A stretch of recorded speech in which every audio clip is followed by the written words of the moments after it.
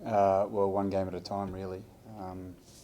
Yeah, we've had a good start. We put a lot of preparation into the Hurricanes game. There was a lot of pre-season chat about the Hurricanes because they were the team that knocked us out last year. So we spent a fair bit of time prepping for that game with a view to sort of getting a bit of momentum into the competition, and thought we did that quite well.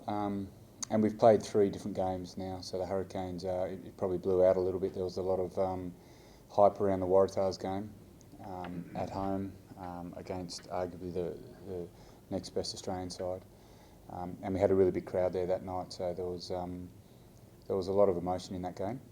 And then we had our first game on the road last week against the Force, and that was a tough game. And we found 3 different ways to win these last 3 games, and I'm sure this weekend will be another difficult game, and will pose its own challenges for the team once they get out there. Yeah, I think it's we probably caught the Hurricanes on a bit of a hop there, and the Force game. Speaking to the boys after that, it was one of the more physical games that they've played in the last sort of 2 months, including trial games. So I think what you find at the start of the season is teams haven't quite found their rhythm, and we've probably been lucky enough to get teams who weren't quite in the groove yet. And we've probably come into the season pretty strong, good preparation, and the guys are enjoying their rugby at the moment. So things have worked out pretty well for us so far, but I'd expect from here on in teams will start to find their groove a little bit more. I guess I really haven't followed them that closely. It's been a pretty good start to the season for them. What are they, top of the conference? Their conference? Yeah. Are they? Yeah, so I mean that's pretty good. I wouldn't say Robbie's inexperienced. He's been a professional rugby player for as long as I was, and he was brilliant in his own right as a rugby player, and he's been coaching for a number of years now. So I think it was always going to be a natural progression for him to get to this position at some stage, and maybe it's a little bit quicker than he would have expected or other people would have expected, but I'm sure he's doing a great job. Yeah, I mean that's pretty evident that they're certainly throwing the ball around a little bit more. Their defence is still fairly strong. But I think in the first round they had the best tackle completion in the comp. So yeah, I guess that's what you want to do as a coach of a team. You want to make sure that what was strong in the past remains strong, and if you can tinker with stuff then and get a better outcome, then you certainly want to do that. And what we've seen so far is that they are certainly throwing the ball around a little bit more and being a little bit more expansive with their play. Well, I think every team probably has an intention. Well, they certainly have a game plan going into a game, and for us and probably for the Stormers and for most teams in the competition, it's trying to hold them to the ball and play some rugby. But sometimes refereeing decisions or just the bounce of the ball doesn't go your way, and you don't get to create the opportunities that you think you're going to create before the game. So I wouldn't read too much into the fact that the previous games have gone that way. I think both teams this weekend will be going out there trying to play some good rugby, but that's what we started doing this year, and you can certainly see that from the Stormers so far. Yeah, has he been quoted saying he could take it or leave it? Yeah. I think he's. Seems to have sort of bigger Yeah, he's got other stuff on, but he's very passionate about rugby. Yeah, he's an unbelievable player. He's a marquee player. He's one of the best in the world, if not the best in the world in his position. I think he's well respected by all players, and certainly respected by all the coaches who are lucky enough to work with him. We probably saw that last year. I guess 2 years out of the game, previous 2 years, and then last year got his opportunity to come back into Super Rugby and did a pretty good job there, and then just excelled at the next level, particularly through the World Cup. There were periods there where, as coaches, if we didn't have Poey on the field, we were pretty nervous. But when we had him on the field, we knew that pretty much knew we were going to win the game. So it's good to have players like that in your team. And this year he's sort of started where he finished off last year. So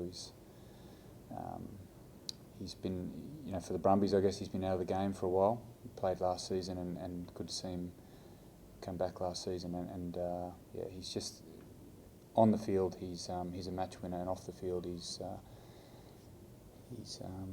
someone who gets the most out of other players as well. Yeah, he's still got it all. He's got a new look this year, hasn't he? Shaved his head. Makes him look a little bit meaner. Yeah, he's still got it. I think players like that, players who were once best in the world, will always have it. Yeah, that's the goal. I think last year we had the best defensive record any Brumby side has ever had in the competition. I think it was probably the best record in the competition in terms of tries conceded. So we're pretty pleased with that, and we wanted to maintain that this season. Probably disappointed with a couple of the tries that we'd let in over the last couple of weeks, but it's been a strong point of our game over the last 12 months, so we wanted to maintain that. I think our focus has certainly been on trying to improve our attacking game, and we've taken some steps to doing that this year. So, there's been a lot of public and supporter-based expectation on the team this year because of the roster that we've managed to maintain. But internally, we're sort of taking it game by game, and we've reviewed the game, as the boys have just said. We've spent a bit of time earlier this week reviewing the game on the weekend, and there's certainly aspects of that game that we need to improve. So we're not getting ahead of ourselves. We know that it's a long competition. These guys have been together for 4 years now, so they've been through the highs and lows. We've made the finals for the last couple of years, and it's not good enough for our franchise. So we know what we've got to do, and the focus for us this week is to get to this game and play our best footy. Yeah, they picked it up really well. So Thomas, I guess, came in to the program pre-Christmas just to have a bit of a look around, and we didn't really get to train with him until January this year. And there were some initial concerns about the language and all that sort of stuff, but he's been fantastic. Picked up everything really quickly. Stuffed up one play last week, but that's always going to happen. But the guys are sort of rallied around him. I think that's the culture that we've got in the team at the moment. It doesn't matter where you've come from or how long you've been in the team. Everyone's accepted, and he's fitting in nicely. Aiden to similar characteristics to Jesse. Very quick, very skillful left foot kicker. Reads the game really well. So we haven't lost anything there, and in fact probably gained something because of the way Aiden fits into the team. Again, been really accepted by the players and worked really hard to try and be accepted by the players. So yeah, it's good that we've been able to fill those two positions, because there was a fair bit of talk that they were going to be key positions to fill. Yeah, they're good. They're good. I mean, they've been scrummaging quite well, and they're probably one of the better sides in terms of scrummaging. So we've done a lot of work on our scrummaging over the last 12 months, and feel it's come a long way. So it's going to be a great battle in that front row. Well, the whole pack really. I think you probably see that the better scrums in the competition don't just rely on the front row. They make sure everyone on the scrum is doing their job, and we saw that last year with the Stormers. They had a really strong scrum, and we're seeing it again this year. They're doing a pretty good job, yeah. They both have different qualities that they bring to the team. But you could look at everyone in their pack, and they've all got something special about them. So, it takes a while to sort of pick up those sorts of skills if you haven't got them by the time you become a professional. But there's a strong competition over here. It's something that's quite unique around the world. How many games do they play in schools over here each year?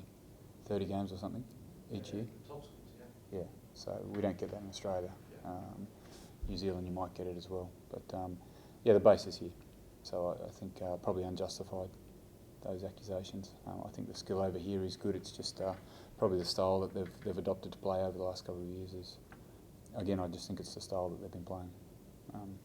You look at some of the teams over here, for example, the Cheetahs will throw the ball around, and they've got unbelievable skill. They can blow anyone off the park if they get it right. Yeah. I mean, that's traditionally been the way, hasn't it, in South Africa? Kick the ball and use your forwards to dominate the other forward pack. But again, I still see that there is good skill over here, and if the style changes, then there's the skill there to use that. Yeah, for us, I guess traditionally it's been more of the skill-based game. We haven't had the bigger guys. We've relied on our skill or a bit of cunning out there to try and win the games.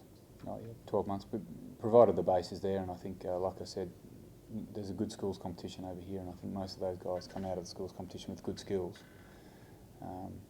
So, the mindset, understanding how to play and why to play, you can pick that up within a 12-month period for sure.